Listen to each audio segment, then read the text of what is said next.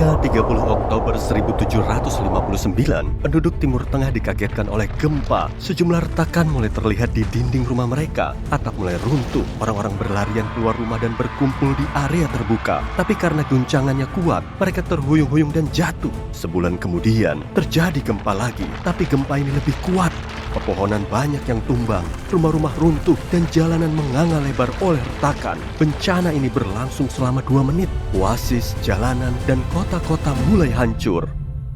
Tapi hebatnya, bangunan kuno Baalbek tetap berdiri kokoh. Sebagian ahli sejarah menyatakan tempat megah dan misterius ini dibangun pada zaman Kekaisaran Romawi.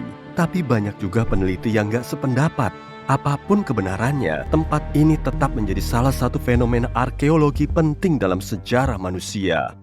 Bangunan paling menakjubkan di Baalbek adalah kuil Jupiter. Penduduk Kekaisaran Romawi meyakini kalau Jupiter memegang kekuatan petir dan guntur. Bangunan ini mirip platform dengan 54 kolom yang menopang atap megahnya. Sekarang ini kita cuma bisa melihat 6 kolom setinggi 20 meter. Masing-masing terdiri dari 3 bagian yang mirip pensil. Inti pensil ini terbuat dari timah yang membuat kolomnya sangat kuat. Masing-masing batu ini berbobot 80 ton atau setara dengan 35 Ford Explorer SUV. Lihat deh, ini blok terbesar di piramida Agung Giza. Tapi kalau dibandingkan dengan blok di Baalbek, ukurannya nggak seberapa.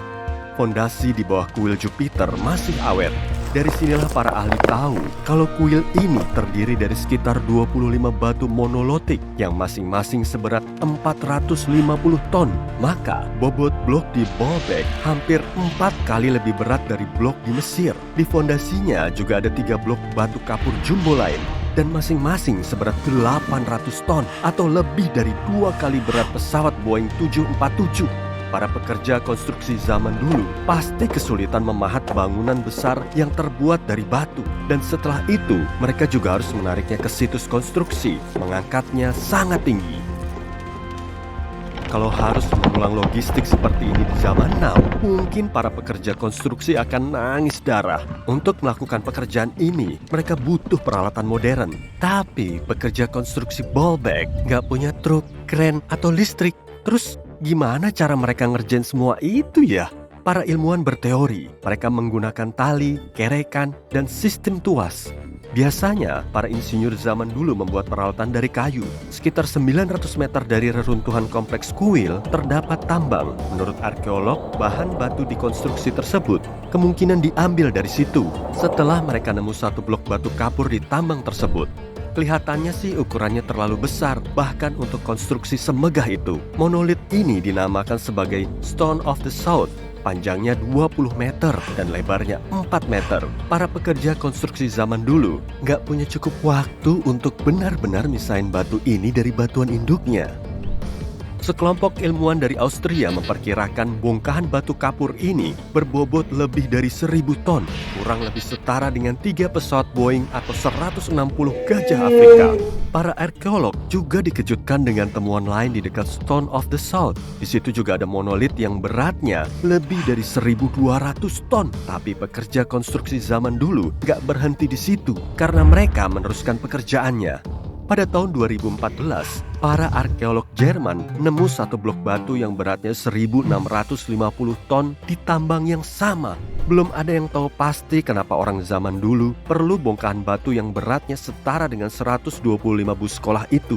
Proses pengangkutannya juga nggak diketahui dengan jelas. Lalu, kenapa ya mereka nggak melanjutkan pekerjaannya? Hal ini juga masih menjadi tanda tanya. Intinya, monolit ketiga ini menjadi bongkahan batu terbesar yang telah diproses dalam sejarah manusia. Semakin didalami, malah semakin banyak pertanyaan yang bermunculan. Sebagian peneliti meyakini orang-orang zaman dulu punya peralatan canggih. Sebagian lainnya menepis pendapat ini. Tapi mereka sangat penasaran dengan proses pengangkutannya. Di dunia ini ada banyak sekali bangunan dan artefak kuno. Dan banyak diantaranya telah bikin para peneliti garu-garu kepala. Di dekat piramida Djoser di Mesir, para arkeolog nemu terowongan yang disebut Serapeum. Terowongan ini terdiri dari 24 sarkofagus seberat 70-100 ton. Semua kotak raksasa ini dipahat dari bongkahan granit dan diberi penutup berat. Bentuknya juga sangat simetris dan dindingnya sehalus kaca. Dengan teknologi semaju sekarang pun, hal ini sangat sulit dilakukan. Tapi orang Mesir kuno bisa melakukannya. Cawan Lycurgus merupakan artefak berharga dan memanfaatkan teknologi nano kuno. Cawan ini terbuat dari kaca yang bisa berubah warna saat disoroti cahaya dari depan.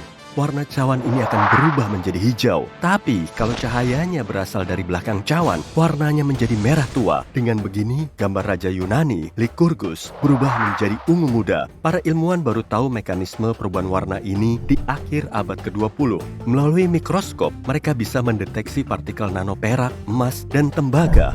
Bahan tersebut dicampur ke dalam matriks kaca. Makanya, kita bisa mengamati perubahan warna yang dikenal sebagai dikroisme ini. Menariknya, emas dan peraknya dihaluskan hingga menjadi debu halus. Hal kayak gini gak mungkin cuma kebetulan. Kemungkinan besar, para ahli di zaman dulu tahu dengan apa yang mereka lakukan.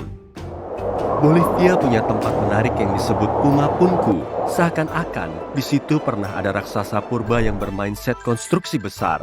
Setelah puas main, mereka lupa merapikannya ke dalam wadah. Sebetulnya nggak ada raksasa kayak gitu kok. Dan blok batu besar itu diukir oleh para pekerja konstruksi zaman dulu, lebih dari 1.500 tahun yang lalu. Batu tersebut ada yang seberat 100 ton.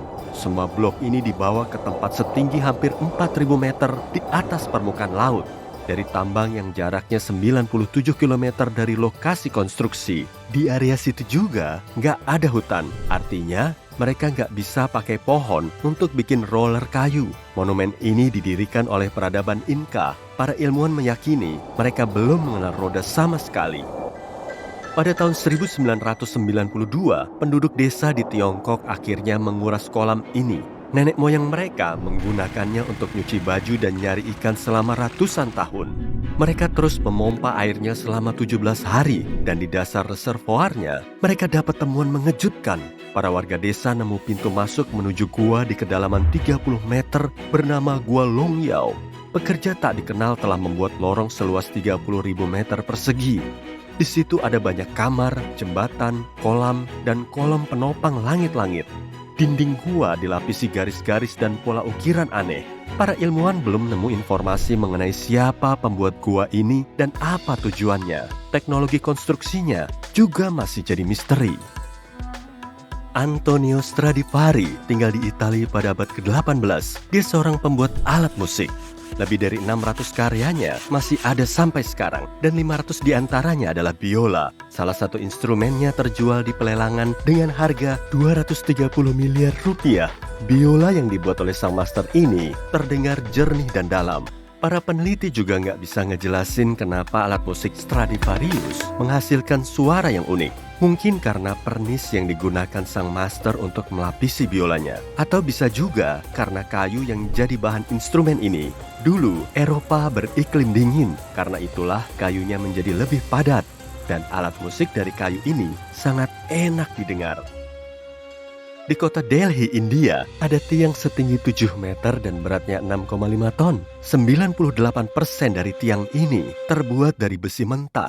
Pilar berumur 1.600 tahun ini nggak berkarat atau membusuk. Para ilmuwan meyakini monumen ini awet karena cuaca kering dan komposisi kimia logam yang kemungkinan anti korosi. Tapi mereka belum bisa mastiin gimana para pandai besi bisa bikin pilar besi yang anti karat itu. Prosesnya pasti rumit, dan para ahli metalurgi modern pun belum tentu bisa menirunya. Batu Al-Nasla terbagi menjadi dua bagian secara lurus. Masing-masing batu berdiri di atas tumpuan kecil. Sebagian orang bahkan meyakini kalau batu ini telah menjadi bukti penerapan teknologi laser kuno. Tapi menurut geolog, belahan batu itu terbentuk oleh pergeseran tanah atau getaran alami yang terjadi di bawah batu. Kemudian menghasilkan retakan. Setelah ribuan tahun, retakannya semakin dalam dan perlahan monumen alami ini punya bentuk seperti sekarang.